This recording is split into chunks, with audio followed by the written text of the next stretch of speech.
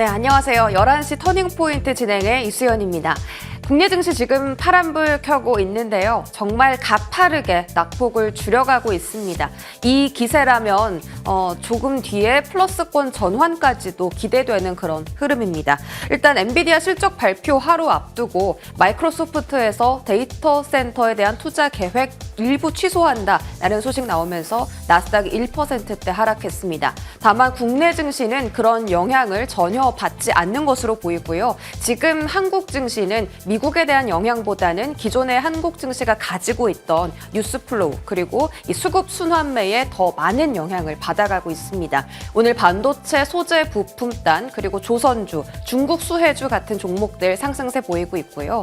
또 오늘 장중에 한국은행이 기준금리 인하한다라는 소식이 전해졌죠. 2년 만에 기준금리 2% 시대로 진입을 했습니다. 그러한 소식이 국내 증시에 긍정적인 영향을 가져다 준 걸까요? 오늘의 상승 포인트가 될 수 있을지 알아보겠습니다. 수급은 일단 외인 기관 순매도입니다. 외국인이 2천억 원대 현재 팔자세, 기관도 함께 팔자세 동참하고 있고요. 코스닥도 보시죠. 어제에 이어서 오늘도 개인들만 나홀로 순매수 나서주고 있습니다. 외인 기관 동반 순매수 오늘 양시장에 동시다발적으로 발생하는 상황이죠. 하지만 어떤 종목을 순매수하는지도 알아봐야겠죠. 외국인 순매수 리스트 보겠습니다.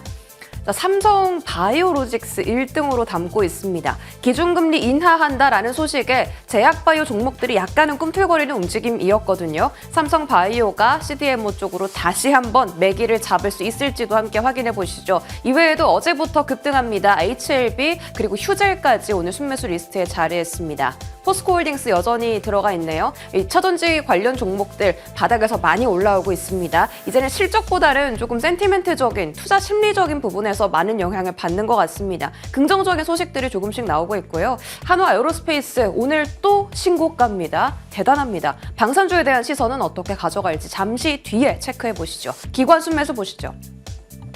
자, 기관이 가장 많이 담고 있는 것은 삼성중공업입니다. 외국인도 삼성, 기관도 삼성 담네요. 일단 조선 쪽에서 지금 중국에 대한 반사 이익을 한국 기업들이 더 많이 받아갈 거다라는 소식이 전해졌죠. 최대 수수료 21억 원까지 중국에 부과할 수도 있다라고 하는데 그렇게 된다면 한국 기업들의 조금 더 수주가 몰릴 것으로 현재 예측되고 있습니다. 동성화인텍, 한화엔진, 태광 전부 다 조선 기자재단 종목들입니다. 조선주는 끝물인 줄 알았는데 끝이 아니었네요. 지금이라도 진입 가능한지 알아보시고요. 동진세미캠도 오늘 급등합니다. HD 현대일렉트릭 오랜만에 자리했고요. 현대건설도 최근 들어 바닥에서 좋은 흐름 보입니다. 오늘은 다양한 섹터 커버해 드리도록 하겠습니다. 지금 출발하시죠.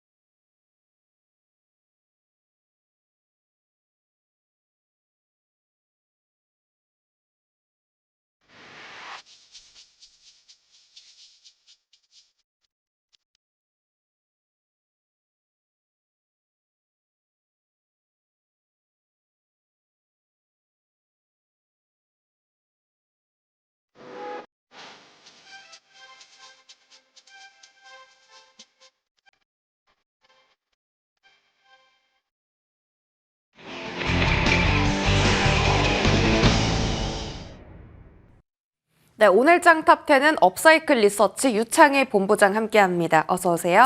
안녕하십니까? 네, 반갑습니다. 증시가 빠르게 회복세를 보여주고 있어서 조금 신이 나는 11시 구간이고요. 일단 오늘 금통이 이따가 인터뷰 연결하기 전에 미증시 상황부터 좀 알아보죠.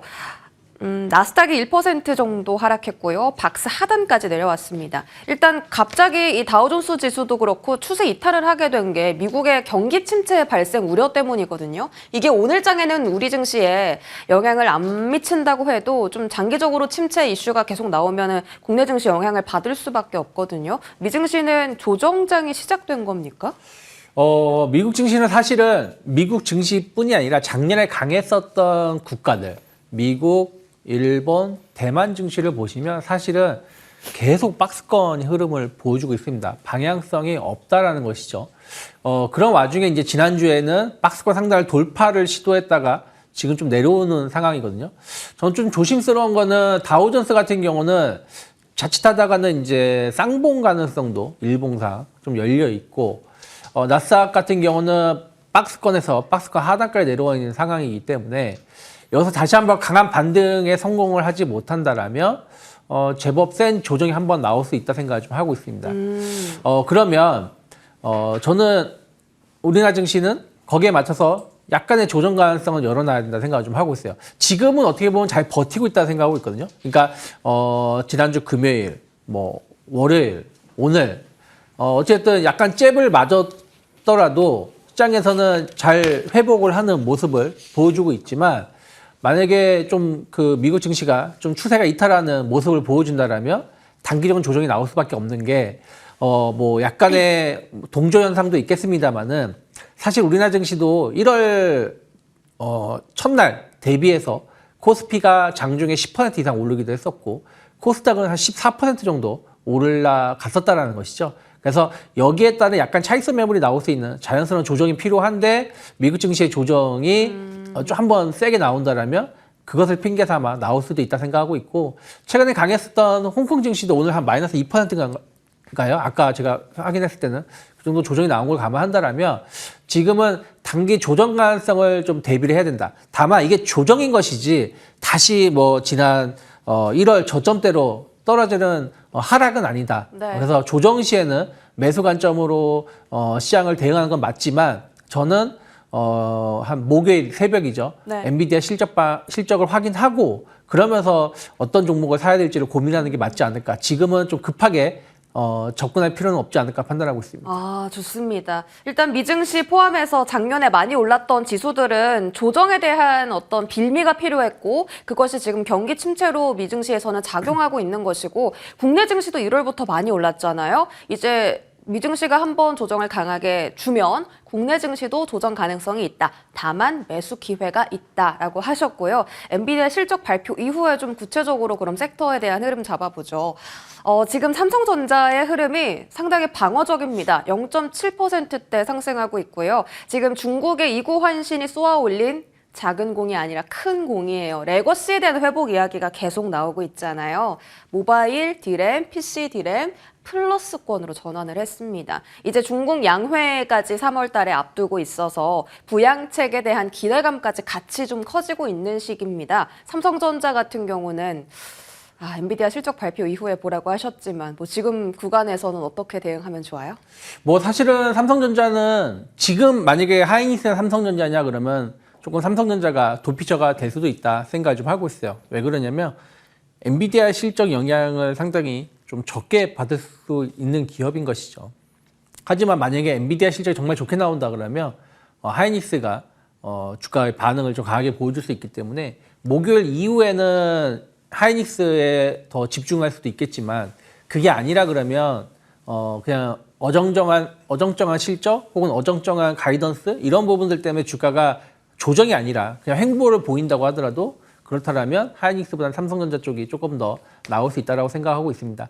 뭐 저는 이제 유리기판이라든지 뭐 CXL, 뭐 소캠 뭐 이런 부분들 본다라면 삼성전자가 뭔가 선전할 수 있는 부분들이 많이 있거든요. 사실은 CXL 처음 작년 초에 얘기가 나왔을 때는 삼성전자가 하이닉스보다 조금 더 앞서 있다라는 얘기도 있었으니까요. 또 유리기판 쪽도 마찬가지입니다.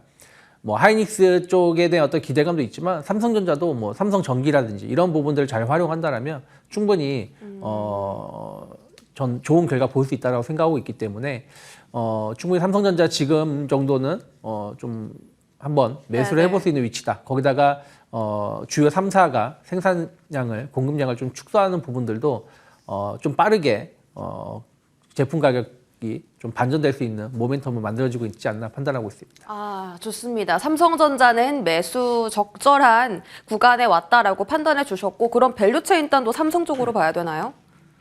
당분간은 그래야 되지 않을까 생각을 좀 하고 있습니다. 네. 어찌됐든 뭐 현재 상황에서 본다라면 삼성전자의 주가의 상승 룸이 조금 더 열려 있는 부분들이 있고, 그리고 아까 말씀드린 대로 뭐 소캠이 됐든 온디바이스 AI가 됐든 이런 부분들은 삼성전자가 하이닉스보다 조금 더 잘할 수 있는 부분들이 좀 있는 걸 본다라면 그쪽 관련된 소재, 부품, 장비 관련된 기업들을 보시면 조금 더 좋지 않을까 판단하고 있습니다. 알겠습니다. 삼성향 밸류체인단도 괜찮다고 판단해 주셨고, 이 이슈가 어제 나스닥을 누른 이슈거든요.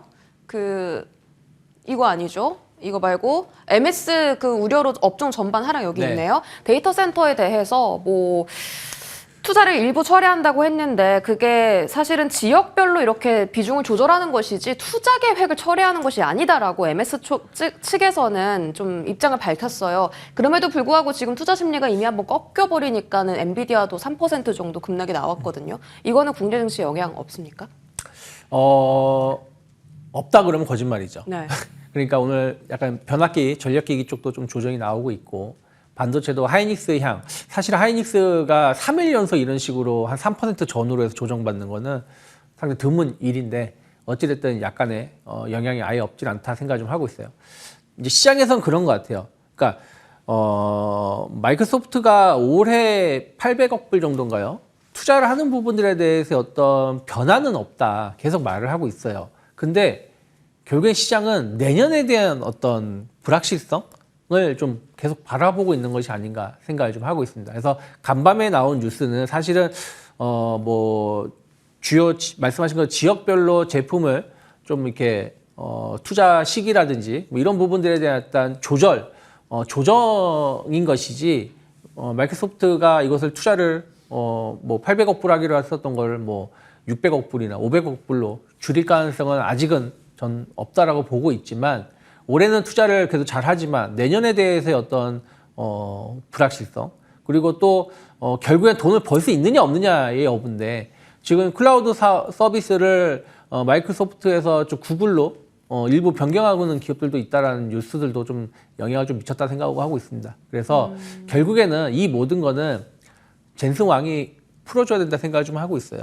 가이던스라든지 그런 얘기를 항상 퍼포먼스 잘 해주시잖아요. 그래서 거기서의 어떤 신뢰가 쌓이면 결국엔 돌아서는 건데, 거기서 약간 미적지근한 어떤 발언들이 나온다라면 아무래도 투자가 정점이라는 우려감, 수요가 정점이라는 우려감들은 주가 상승의 발목을 잡을 수밖에 없는 요소가 되지 않을까 판단하고 있습니다. 네, 그럼 말씀해 주신 엔비디아 실적에 대한 관전 포인트를 한번 좀 따져보죠. 일단 여기 어닝 서프라이즈는 관례다라고 써 있는데, 어닝 서프라이즈는 그냥 기본 베이스입니다. 깔고 가는 거고, 가이던스 얼마나 좋을 거냐, 블랙웰 지연 소식은 어떻게 될 거냐, 최근에 우려가 나왔던 딥시크는 대체 젠슨 왕이 어떤 생각을 가지고 있냐, 이 부분 좀 포인트로 봐야 될 것 같거든요. 이 중에서 가장 좀 영향 클 것 같은 재료가 뭐가 있을까요? 저는 제일 큰 건 블랙웰이라 생각 좀 하고 블랙웰, 있어요. 네. 네, 블랙웰이 원래 이제 2분기부터 좀 대량 생산에 들어갈 거라 생각을 하고 있지만, 지금 계속 노이즈가 나오고 있는 게 이거 계속 미뤄질 수 있다라는 얘기들이 나오고 있기 때문에,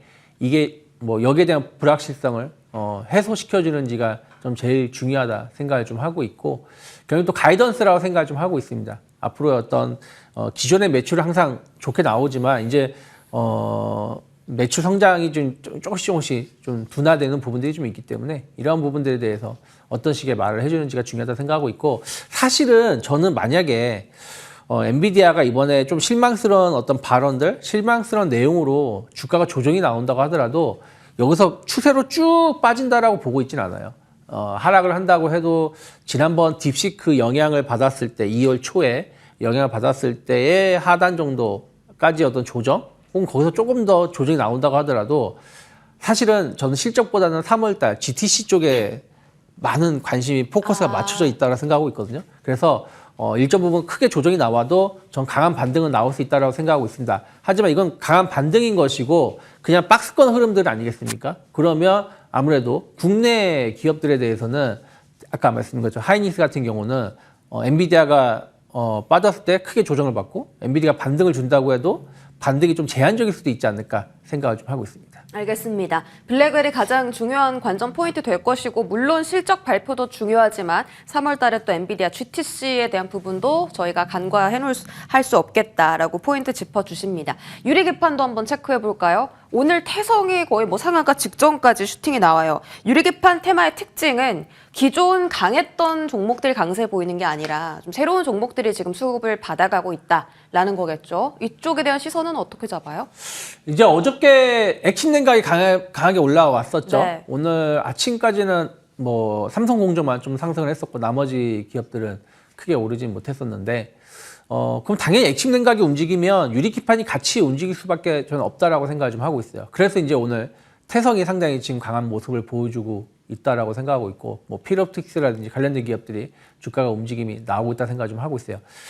다만 저는 뭐 필옵틱스라든지 이런 쪽에서의 어떤 고점을 돌파시키는 모습이 나와줘야지 2차, 3차 랠리가 시작됐다라고 좀 볼 수 있다라고 보고 있기 때문에 아직까지 유리기판 쪽에 대해서는 긍정적으로 좀 보고 있지만 결국엔 반도체에 관련해서 저는 무너지진 않는다라고 보고 있지만 계속 반복했던 얘기 좀 지겹게 해드리지만 지금 뭔가 작은 모멘텀은 목요일 이후라고 생각하고 있고 그 전에는 그 안에서 약간 뭐 순환매 키 맞추기의 흐름들이 나오고 있는 정도의 수준이 아닐까. 그래서 이게 엄청나게 상승이 이제 시작한다라고 말하기엔 좀 성급하다 생각하고 있고 뭐 액침 냉각 관련해서도 어저께 뭐 엔비디아 관련해서 우리나라 기업들하고 뭐 협력을 준비하고 논의하고 있다라고 하지만 그게 논의인 것이지 이게 진짜 우리나라 기업 얼마나 역할을 해주는지는 아직 결정난 건 없다 생각을 좀 하고 있어요. 또 실제 수혜를 입을 수 있는 기업이 얼마나 되는지는 잘 모르기 때문에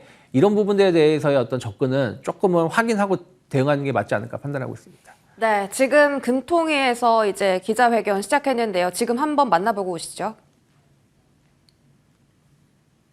정책 방향에 대한 이창용 한국은행 총재의 기자간담회를 시작하겠습니다. 먼저 금일 통화정책 방향 결정 배경에 대한 이창용 총재의 설명을 듣겠습니다. 예, 여러분 안녕하십니까. 오늘 금융통화위원회는 한국은행 기준금리를 현재의 3%에서 2.75%로 인하하기로 결정하였습니다. 먼저 국내외 경제 여건을 설명드린 후에 기준금리 결정 배경에 대해 말씀드리겠습니다. 우선 대외 여건을 살펴보면 세계 경제는 미국 관세 정책 등의 영향으로 성장의 하방 위험이 확대되고 물가 경로의 불확실성이 증대되었습니다. 미국은 견고한 노동시장 등에 힘입어 양호한 성장세를 지속할 것으로 전망되는 한편 유로 지역은 정치 불확실성 지속, 제조 부진 등으로 성장세 회복이 더딜 것으로 예상됩니다. 중국은 부동산 경기 부진, 미국과의 통상 마찰 등으로 성장세가 둔화되겠지만 내수 부양책이 하방 압력을 완화할 것으로 전망됩니다. 주요국 인플레이션을 보면 미국의 경우 양호한 성장세가 이어지면서 물가 상승률이 예상보다 높은 수준을 보이고 있으며 이에 따라 미 연준의 금리 인하 속도도 느려질 것으로 예상됩니다. 유로 지역에서는 낮은 수요 압력 등으로 물가 상승률의 둔화 추세가 이어질 것으로 예상되지만 둔화 속도와 관련한 불확실성은 높은 상황입니다.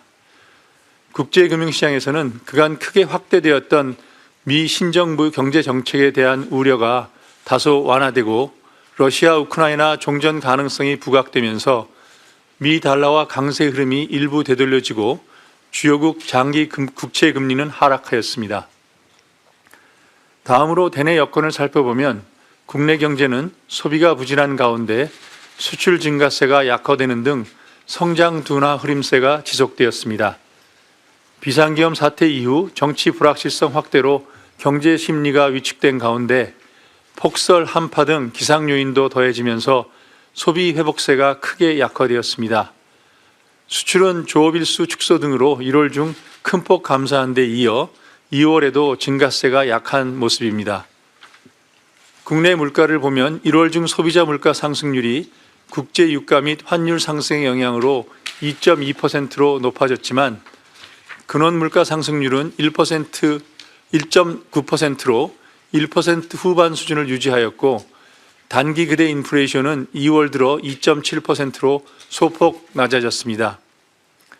국내 금융 외환시장에서는 원달러 환율이 국내 정치 불확실성, 미국의 관세 정책 및 연준 통화 정책에 대한 기대 변화 등에 영향받으며 높은 변동성을 이어가다 하락하였고 장기 국고채 금리는 국내의 금리 인하 기대에 영향받아 하락 후 반등하였습니다. 주택시장과 가계부채는 둔화 흐름을 이어갔습니다. 주택가격은 대부분 지역에서 하락 흐름을 이어갔으나 서울 일부 지역은 토지거래 허가구역 해제 등으로 최근 들어 아파트 매매 가격 상승폭이 크게 확대되었습니다. 금융권 가계대출은 주택 관련 대출 둔화 추세가 이어지고 기타 대출도 감소하면서 1월 중 순상환되었습니다. 아울러 지난 11월 경제 전망 이후의 대내외 여건 변화를 반영하여 앞으로의 성장과 물가 흐름을 다시 점검해 보았습니다. 먼저 금년 성장률은 지난해 11월 전망치 1.9%를 큰 폭 하회하는 1.5%로 전망하였습니다.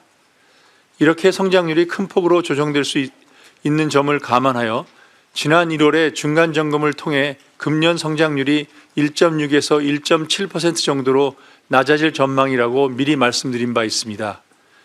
이번에는 1월 중간 점검보다 성장률 전망치를 더 낮추게 되었는데 이는 1월에는 비상계엄 사태 등 국내 상황이 중요한 요인이었다면 이번 전망에서는 트럼프 대통령 취임 이후 미국 관세 정책 등의 불확실성이 더 커졌기 때문입니다.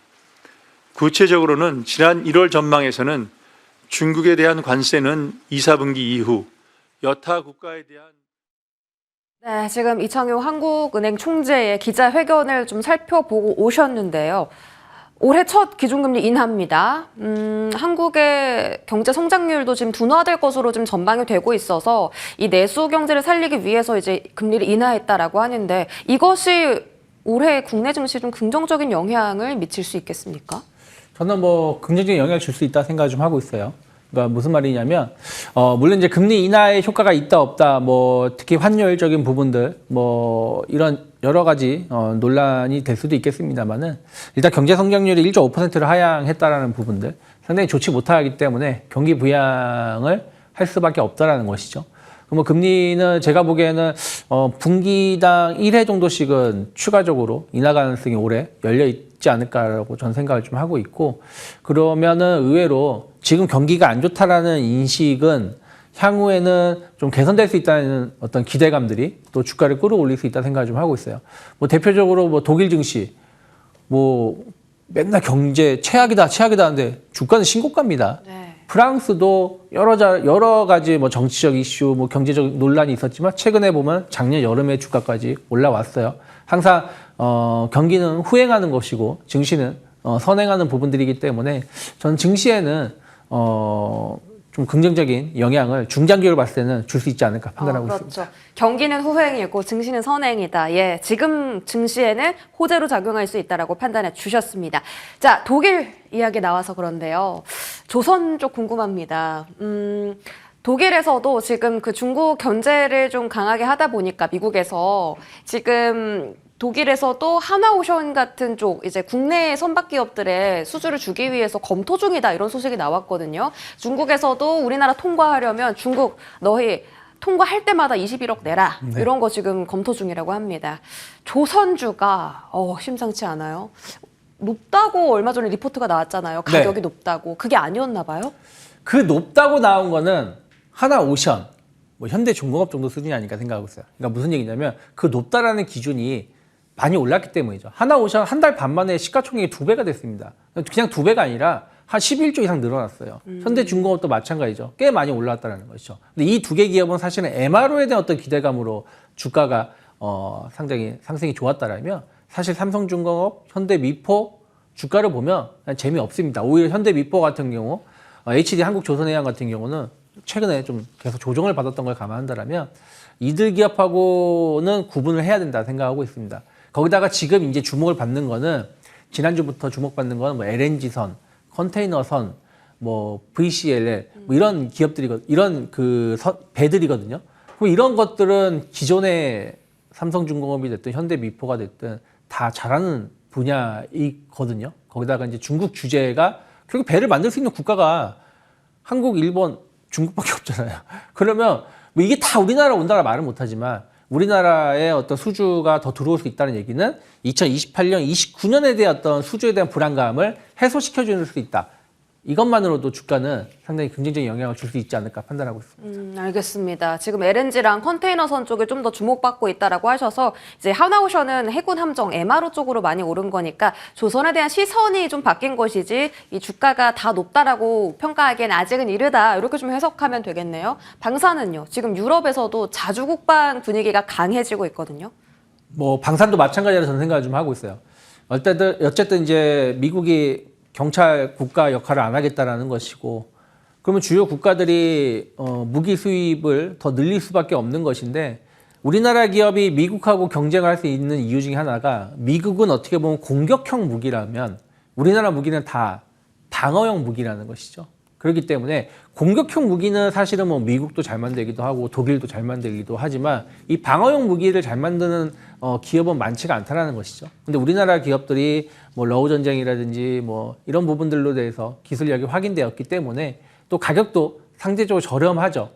그래서 그런 것들을 감안한다라면 충분히 길게 본다라면 수주 모멘텀은 더 늘어날 가능성도 좀 높다라고 생각을 좀 하고 있습니다. 그래서 뭐 최근에 보면 큰 조정도 없었습니다. 그냥 횡보 약간의 조정이 있었는데, 좀 흐름을 좀 지켜보시면서 분할로 매수하는 전략은 길게 봤을 때는 좋은 전략이지 않을까 생각을 좀 하고 있습니다. 알겠습니다. 조선 방산까지 알아봤습니다. 업사이클 리서치 유창희 본부장과 함께했습니다. 고맙습니다.